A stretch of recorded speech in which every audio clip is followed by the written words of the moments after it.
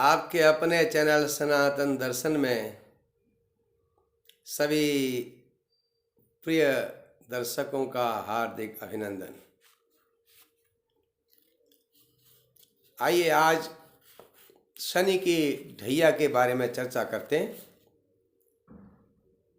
देखिए, शनि आजकल कुंभ राशि में है,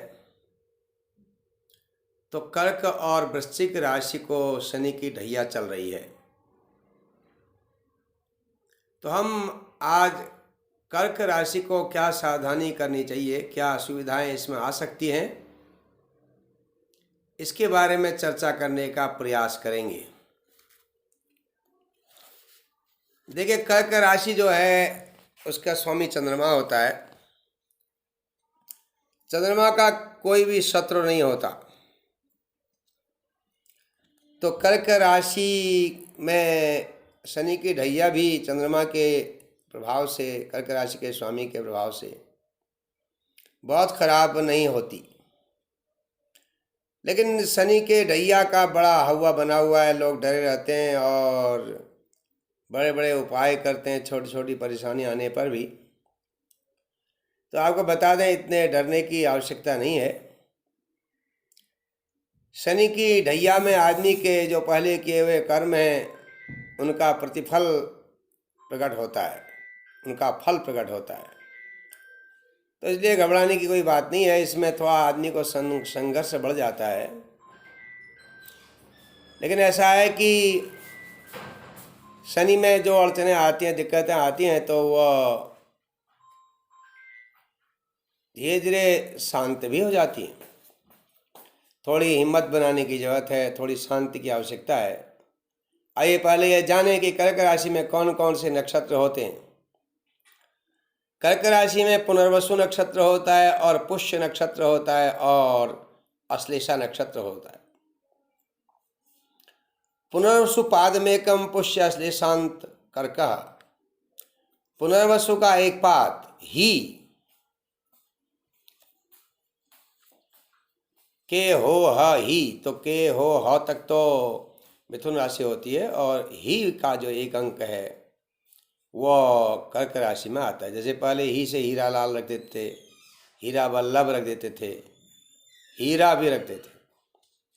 तो दूसरा जो होता है पुष्य, जिसे तिष्य भी कहते हैं। हु हे हो डा, ये हु हे हो डा, ये सारे अक्षर जो हैं तिथि नक्षत्र में आते हैं। और डी डू डे डो अश्लेषा, ये 4 चरण अश्लेषा के होते हैं। ये 9 मिला करके एक राशि बनती है कर्क राशि। अब इनमें जो नक्षत्र हैं उनके स्वामी कौन है? देखिए, पुनर्वसु नक्षत्र के स्वामी हैं बृहस्पति, वो बृहस्पति का नक्षत्र है। और पुष्य नक्षत्र के स्वामी स्वयं शनि है और अश्लेषा नक्षत्र के स्वामी बुध हैं। तो इसलिए अगर आपका नक्षत्र पुष्य है तो शनि की ढैया का प्रभाव कम होता है, यहाँ तक कि साढ़े का प्रभाव भी कम होता है अन्य की तुलना में। अश्लेषा उनका बुध का नक्षत्र है, तो बुध शनि के मित्र हैं, इसलिए अश्लेषा नक्षत्र में भी उतनी परेशानी नहीं आती। और पुनर्वसु का जो एक चरण है, पुनर्वसु नक्षत्र के स्वामी बृहस्पति हैं, तो पुनर्वसु नक्षत्र के चरण भी स्वामी बृहस्पति होंगे। तो बृहस्पति जो है शनि के समग्रह हैं, शनि के साथ उनकी न शत्रुता है न मित्रता है। इसलिए कर्क राशि वालों के लिए शनि की ढैया बहुत ज़्यादा घातक नहीं होती। अब ये देखना चाहिए कि जन्मपति में शनिश्चर अगर खराब स्थिति में है, खराब पोजीशन में है, वो अष्टम भाव में है शनि। जैसे कर्क राशि वालों के शनि इस समय गोचर में अष्टम भाव में होंगे तभी तो ढैया होती है। कुंभ राशि में शनि है, तो अगर जन्म कुंडली में भी शनि अष्टम भाव में है या शनि जन्म कुंडली में पंचम भाव में है अथवा लग्न में है, दूसरे भाव में है, व्यय भाव में, इन जगहों पर अगर शनि आपके जन्म कुंडली में है तो ढैया में जरूर थोड़ी परेशानियां आती हैं। तो देखिए शनि के हम पहले थोड़ा सा चर्चा कर लेते हैं कहाँ कहाँ शनि प्रभावित करता है रैया में कर्क राशि के लिए। ये जो शनि है वो अष्टम भाव है कुंभ राशि में, ये 25 मार्च 2025 तक रहेंगे। तो इसका मतलब हुआ कि रैया 25 मार्च 2025 तक कर्क राशि वालों को प्रभावित करेगी। तो शनि अष्टम भाव से द्वितीय भाव को देखेंगे, कुटुंब भाव को, और वो पंचम भाव को देखेंगे जहाँ से मस्तिष्क का विचार होता है, बुद्धि का विचार होता है, संतान का विचार होता है, समाज से एकत्र होने वाले धन का विचार होता है और बहुत सारी बातों का विचार भी होता है। शनि वहाँ भी देखेंगे पंचम भाव को भी, 10वें स्थान को देखते हैं जहाँ पर होते हैं वहाँ से दसम भाव में उनकी दृष्टि होती है, और जहाँ पर होते हैं वहाँ से तीसरे भाव को भी देखते हैं। तो अष्टम भाव में बैठ करके, कुंभ राशि में बैठ करके शनि कर्म भाव को भी देखेंगे। तो अब देखते हैं इसका क्या प्रभाव होगा। देखिए सबसे पहले शनि आपको कार्य को प्रभावित करेंगे, क्योंकि बुद्धि में थोड़ी गड़बड़ी हो सकती है, निर्णय लेने में गलती हो सकती है, गलत निर्णय हो सकते हैं, या ऐसे लोगों के मार्गदर्शन से आप काम करने लगते हैं जिससे काम बिगड़ जाते हैं। सबसे पहले इसमें उन लोगों से सावधानी करनी है जो निम्न सोच के हैं, जिनका खान पान रहन सहन निम्न स्तर का है, जैसे दुर्व्यसनी लोग हैं। और आप भी अगर सिर्फ दुर्व्यसनी है कर्क राशि होकर के, तो समझ लो फिर तो परेशानियां होने वाली हैं। तो ऐसी स्थिति में किसी योग्य भले लोगों से परामर्श लेनी चाहिए, अपने माता पिता से परामर्श करनी चाहिए। माता पिता उपलब्ध न हो तो अपने और जो सयाने लोग हैं, पूजनीय लोग हैं, या जिन पर आपके श्रद्धा है, गुरु लोग हैं, विद्वान लोग हैं, उनसे परामर्श करने से आपको शनि की ढैया का प्रभाव कम हो जाता है। इसमें क्या होता है कि कुटुंब भाव को देखेगा तो घर के लोगों से विरोध हो जाएगा। आप कोई भी काम करोगे तो घर के लोग उस काम से खुश नहीं होंगे। जब आपके काम अच्छे होने लगेंगे तब भी आपको उसका श्रेय नहीं मिलेगा, प्रशंसा नहीं मिलेगी। काम आप अच्छे करोगे और उसका श्रेय दूसरे को मिलेगा। लेकिन काम आपने कुछ बिगाड़ा नहीं और किसी दूसरे ने बिगाड़ा और आपको अपयश मिल सकता है। जैसे कि आप अंदर गए और अंदर आपका दूध का बर्तन पहले ही गिरा हुआ था और दूध जो है फैला हुआ था फर्श में, और आप जा बैठे और फिर आप बाहर को आए, दूसरा भी सामने आया, उसने कहा भैया तूने तो दूध गिरा दिया, पहले तो दूध नहीं गिरा था। तो इस प्रकार से अपयश आपको मिल सकता है। इसमें बुराइयां अधिक मिलती हैं, हर समय तनाव बना रहता है, मानसिक तनाव। ऐसे काम कर बैठते हैं जिससे उलझनें बढ़ जाती है, जल्दीबाजी हो जाती है, जिद बढ़ जाती है आदमी के स्वभाव में, शांति नहीं मिलती, हर समय मनुष्य अशांत रहता है, सिर दर्द हो जाता है। वाहन चलाने में बहुत सावधानी की आवश्यकता होती है। अगर आपका शनि जन्म कुंडली में अच्छी स्थिति में न हो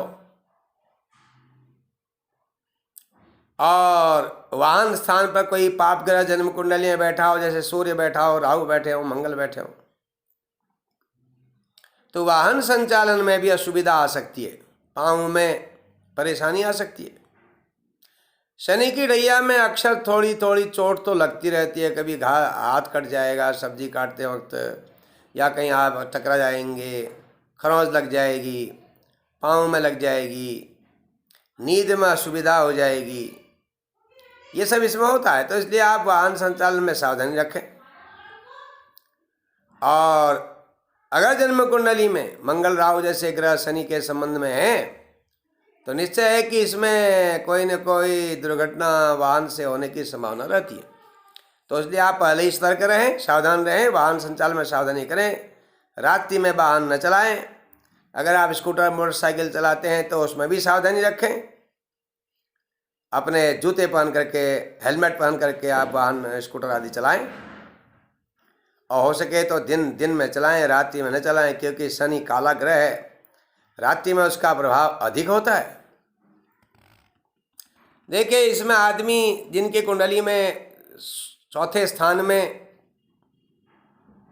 पाप ग्रह हों, शनि, मंगल, राहु, केतु, सूर्य बैठे हों, तो उन लोगों के लिए पूरे ढैया के बीच में कोर्ट कचहरी के चक्कर लगते रहते हैं।